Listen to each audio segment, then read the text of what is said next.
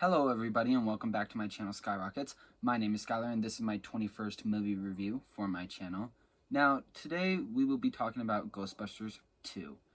I've recently been watching all the Ghostbuster movies due to Ghostbusters Frozen Empire being out in theaters now.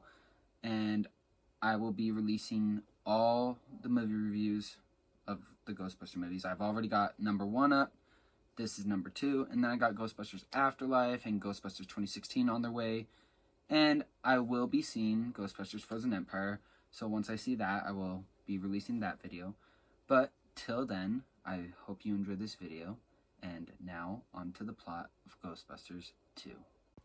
Taking place 5 years after the events of the first film, the spirit exterminators have now disbanded and followed new paths in their lives. But their paths become crossed again when an old friend requires their help saving her son from an evil spirit that wants to possess him and conquer the world. So to start off with this movie review, I honestly was expecting it to be a lot better than it was. The very first scene starts with the words 5 years later, but there's no scene prior to these words showing, so how are we going to know what happened 5 years earlier if it's just randomly starting off with the words 5 years later, as if we watched the first film before this, which thankfully I did. But for anyone that didn't watch the first film before this, they're not going to know what happened 5 years earlier, because they didn't watch the first, or they don't know what happened. So I felt like they could have added like a 5-minute part, just a 5-minute part of maybe like a news channel going over what happened in the first film, like, oh, the Ghostbusters formed and saved New York from Gozer, or yada yada. But they didn't do that. Literally the first thing that pops up when the movie starts, 5 years later. So it's like, what the heck?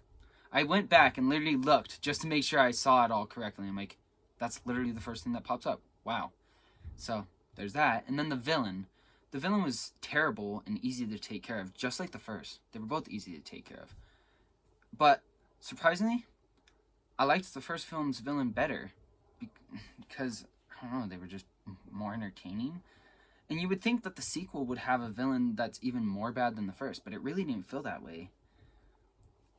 The movie itself, it felt longer and more adventurous. By that, I mean it felt like they did more in this movie, so that's a good thing. It seemed a bit more ridiculous than the first as well, which actually made it funnier. And I did like how the Statue of Liberty came to life. That was pretty cool, but I do prefer the Stay Puft Marshmallow Man more. The soundtrack was terrible. I don't know who came up with it, but it felt like I was listening to one song and then halfway it would switch through to a completely different song. It was either that or the music was just terrible itself. The story was pretty stupid with the slime and the villain. I feel like they could have emphasized more on the things like how the slime got down in the sewers and how Vigo was connected to it, but also why he got enough power at that specific point in time rather than sooner. It's kind of like with the first Ghostbusters, it's like, okay, why is Gozer coming at this specific moment right when the Ghostbusters form, and why are there more ghosts showing up? It's kind of like one of those questions that I had. But this one, they mentioned all of this, I'm pretty sure, but it was so brief that I must have missed it because I had to look it up afterwards.